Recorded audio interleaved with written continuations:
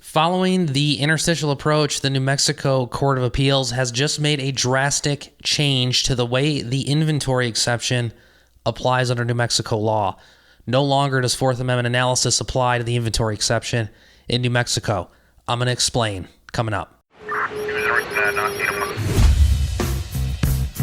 What's up, everybody? I'm attorney Eric Scramlin, and this is the Tactical In-Service Podcast, a podcast for law enforcement where I break down training topics and case law to help you, the law enforcement community, stay up on the law. Today, I'm going to be talking about a brand new case from the New Mexico Court of Appeals, State versus Jim. Just came out the other day, dealing with the inventory exception under New Mexico law. So if you're a New Mexico officer, you're definitely going to want to watch this. If you're not a New Mexico officer, just be thankful you're not a New Mexico officer. Before I get started, I do want to make a quick announcement and let you guys know, if you're a New Mexico officer or even a prosecutor, I'm going to be doing a free legal update webinar on February 18th, 2022. Should be showing that on the screen right now. I'll leave a link in the description below. So if you're listening to the podcast, I'll leave it in the description notes. If you're watching this on YouTube, it's down below in the description. You can also find out more information at my website at tacticalattorney.com. If you're watching this and it's past February 18th, no worries. I'll probably do this a few more times throughout the year. Go to my website at tacticalattorney.com and you can find out what webinar is coming up. Sign up. And I'll be making another big announcement on the webinar. So if you're a fan of the channel, you've been following this, you're a New Mexico officer, make sure you sign up. It's free. It's New Mexico DPS approved. You'll get, it's just an hour. I'm just going to be covering the most important cases like this. And you'll take a lot of value out of it, and you'll get an hour towards your 2-hour legal update credit that you need for the year. So make sure you get signed up for that. All right. Okay, let's dive into the case today, State versus Jim, out of the New Mexico Court of Appeals. Like I said, this is a recent decision. I just got this the other day. So I'm recording this about 3 or 4 days after I got the case. Had a chance to dig through it. It's a long opinion. It's like 24 pages. But for what's important for you guys, it's a pretty narrow issue, but a massively important issue. This is a drastic, huge change to the law. This is a case you got to know because this totally changes the inventory exception under New Mexico law. So the issue, before I kind of go through the facts and all that, let me frame the case. The issue that was in front of the court here in State versus Jim, like I said, involving the inventory exception, was whether or not an inventory of a locked gun safe inside of the defendant's truck violated New Mexico's Constitution, Article 2, Section 10. That's New Mexico's version of the Fourth Amendment. That was the issue in front of the court. Now, for the first time in New Mexico, our courts, using the interstitial approach, found this to be a violation of the New Mexico Constitution. Prior to this case, New Mexico courts followed federal Fourth Amendment analysis on the inventory exception. They did not give a separate analysis or greater rights under the New Mexico Constitution. That has changed in this case, and I'll explain why. So the significance here is, for the first time, the New Mexico Court of Appeals is applying New Mexico's own Constitution, which means you should all know, under New Mexico's Constitution, using that interstitial approach, citizens get far greater rights under the state constitution than they do under the Fourth Amendment. If you don't know what I'm talking about with the interstitial approach, I'm going to leave a scroll up here on a video I did on why is the law different in New Mexico? Why is there no Carroll Doctrine? Why can't we search trash? I explain what the interstitial approach is, what that means, how our courts have essentially interpreted our own state constitution to give far greater rights than the federal Fourth Amendment. This means for you as a New Mexico officer, you cannot rely on out-of-state training when you go to a Fourth Amendment class, because a majority of that stuff, and now the inventory exception, the analysis, the case law does not apply here. It's changed in a whole bunch of areas, and now we see a change with inventory. So up until this point, we followed the Fourth Amendment with inventory. I just did some classes. I just did a case a few weeks ago where I talked about inventory and said, hey, it's great. Follow Fourth Amendment case law. Not true anymore. All right. So like I said, the issue in front of the court was whether or not the inventory of a locked gun safe inside the truck violated New Mexico's Constitution. The court held that it did, even though it didn't violate the Fourth Amendment. Using prior analysis or Fourth Amendment case law, you can search a locked container in an inventory as long as it's in your policies or procedures. This case changes that under New Mexico law. They said you can't do it. I'll explain how they got there. So let's talk about the facts of the case, see if it makes a little bit more sense. In this case, Farmington PD, you got a guy, I think it was at the San Juan Plaza Shopping Center in Farmington. There's a security guard there, notices the defendant's been in the parking lot for hours and won't leave. So the security guard asks the defendant to leave. He refuses multiple times. At some point, he drives his truck over to the Dunkin' Donuts, but it's still in the same shopping plaza. Security guard asks him to leave again. He refuses, so he calls the police. As the officer gets there about 20 minutes later, the defendant gets out of his truck, approaches the officer. The officer places him under arrest for trespassing, tells the defendant, going to have to tow your vehicle, going to do an inventory. So far, so good. No issues here so far. We got valid arrest and got a truck out in a public area. It's going to get towed. We got to do an inventory. So far, so good. The officer starts to inventory the truck, finds a meth pipe, smoking straw, tinfoil, and heroin residue underneath the driver's side floor mat and seizes it as part of the inventory. Fine. So far, so good. In plain view during an inventory search, if you find contraband, you can seize it. However, just to take a quick break here, I've been advising for over 10 years now in my classes that we run the risk of New Mexico applying the interstitial approach at an inventory. Once we find evidence of a crime, we should probably do what? I can hear you. Stop, get a search warrant if you want to continue looking, because I knew this was coming where the court under this reasonableness prong could say that wasn't reasonable. You could have got a warrant. I'll get to that. The court mentions that. So after the officer finds this stuff, he then notices that there is a locked gun safe underneath the rear seat and then removes it and tells the defendant for safekeeping pending owner pickup. So the initial intention that the officer conveyed was, it's a locked gun safe. I'm going to take it out. It's going to be part of the inventory. No problem. You should do that. But then the problem is the officer on the key ring the defendant gave him to access the truck had the key to the safe. And then now later decides to open the safe. And of course, he finds, I think it was just a small amount of heroin in there, but it was enough to charge the defendant with possession. Also found a handgun on there. I don't know that resulted in any charges, but the drugs resulted in a possession charge. So the issue that goes up on appeal that the defense attorney argued, as I mentioned, is that it was unreasonable to search this locked safe, and it therefore violated New Mexico Constitution. The defense attorney knew, everybody stipulated, and the Court of Appeals even agreed. If we're applying Fourth Amendment analysis under the Farmington Police policies and procedures, if the officer could have searched a locked container, this is a valid search under the Fourth Amendment. But our Court of Appeals took this opportunity to change the law and say, we're not going to follow Fourth Amendment analysis anymore, just like we don't follow the Carroll Doctrine, just like we find greater protections in trash. We're going to now analyze this under our own state constitution, and we're going to apply greater rights, and it changes things.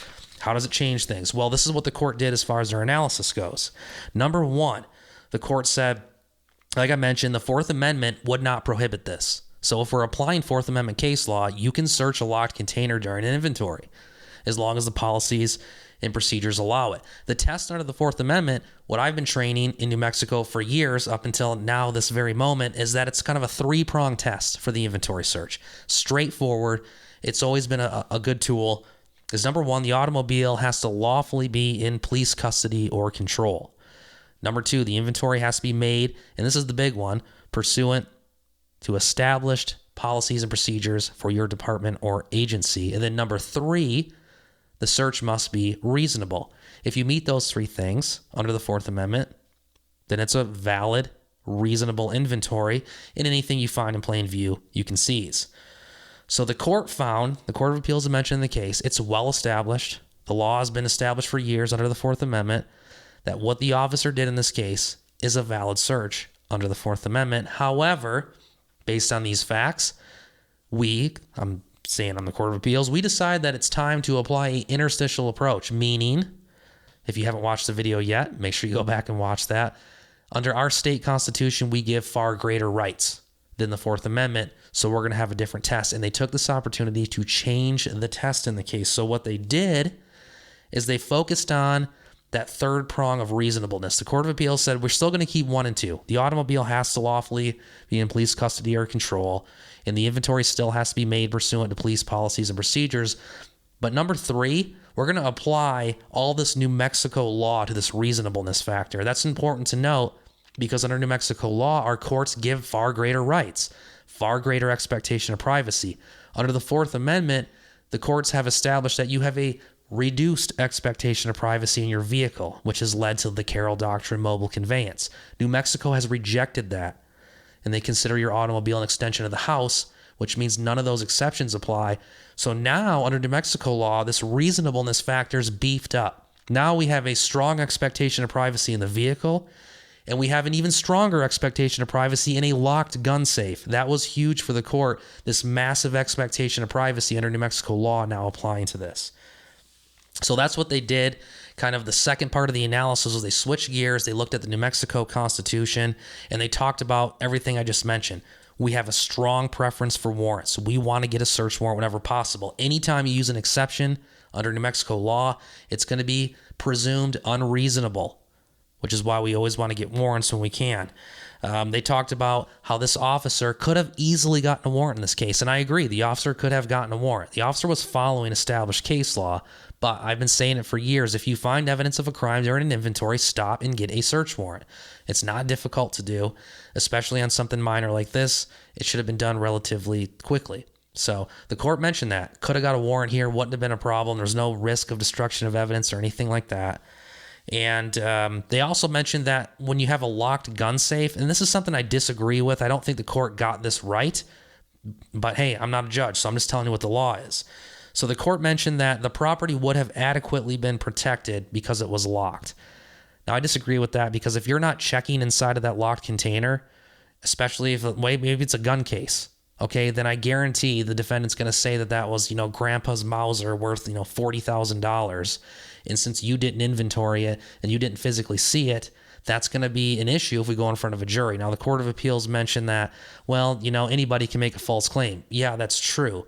But we all know, and I know from doing a ton of trials, that if you don't check, that's going to be a big deal to the jury. So I don't like that analysis, but that's what they're saying.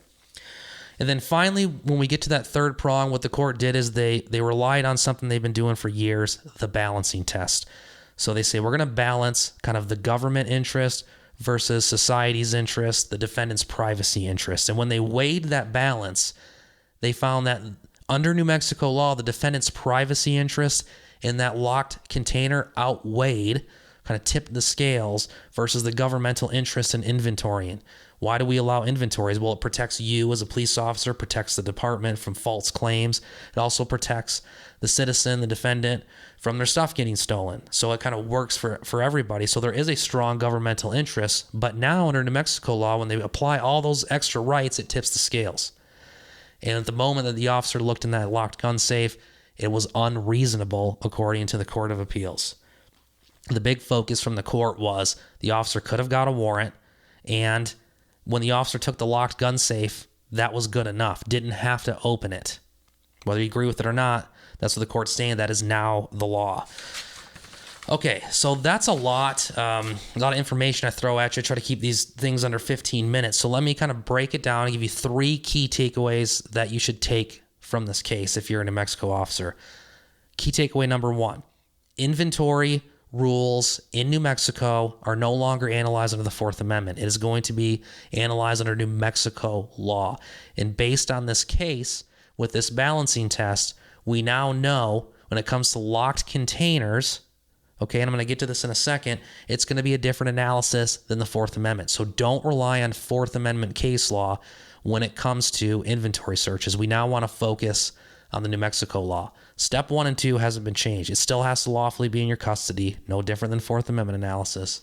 Still have to follow policies and procedures. But what has changed is this reasonableness prong where the courts are going to apply this balancing test. And because you get so many greater rights under the New Mexico Constitution, it can tip the scales. So key takeaway number 2 is I'm going to say, and this is just my opinion at this point, in reading the case, the court said it's a case-by-case basis. So they're not saying that you can never look in a locked container. They're just saying under these facts and circumstances with the balancing test, it was unreasonable to look in the locked gun safe. However, the way that the court wrote this, the way they applied the balancing test, I can't see any situation in which the court would find it reasonable to look in a locked case. I may be wrong. We're going to have to wait for more case law to come to see how this develops. Maybe we need a case to go to the New Mexico Supreme Court and see what their take is on this. But for now, in my reading of this, I would advise to be very cautious about ever searching a locked case in an inventory. You would want to make sure that you're familiar with the facts of this case and that you can differentiate it, that there's something different, some really strong governmental reason for looking in the locked case. But I can't see there being any reason based on what the court's saying in this case. So be very careful with looking in locked containers. Can't follow Fourth Amendment law. Under New Mexico law now, searching a locked container in inventory, probably can't do it. I'm also concerned that because this is expanded so much now, can we look in an unlocked container? I don't know. That'll remain to be seen. But the reasoning they give here, it's going to apply the balancing test. So maybe not. We'll have to wait and see how the case law develops. But now I can see this really, it's kind of turned into a monster at this point. So hopefully it doesn't expand past the locked container. But it's possible it could go into some other areas. We'll have to wait and see. And then number 3, something I've been telling you guys for years, and this all could have been avoided here. If you're doing an inventory and you find drugs in tinfoil with residue in a meth pipe, which I guess now is, with the new rules, probably not that illegal, but you find some drugs, stop, get a search warrant. Not that difficult to do. If you guys need help with you or your department on writing search warrants, I offer a search warrant course. I can come to your department, teach you guys how to write a phenomenal search warrant, give you the templates, everything you need to do it. They're easy. You can knock them out quick, and it protects you. When you write a search warrant, it's presumed reasonable. You can avoid this. Let's get a search warrant, guys, and we don't got to worry about this. So that's the 3 things I really want you to take away from this case. Kind of out of time here. I hope that makes sense. I know that's a lot going on. I'm going to leave a link to the case in the description below. If you get a chance, read it. If you have any questions, leave them in the comments below, or go to my Facebook page, Tactical Attorney, at Tactical Attorney on Facebook. Let's get a discussion going there. One final reminder, make sure you get to my New Mexico Legal Update on February 18th. I want to see all you guys there. I got a lot of good information for you, and you get credit for it, so make sure you're there. All right, until next time, guys, stay safe. Remember, every battle's won before it's fought. I'll see you on the next episode.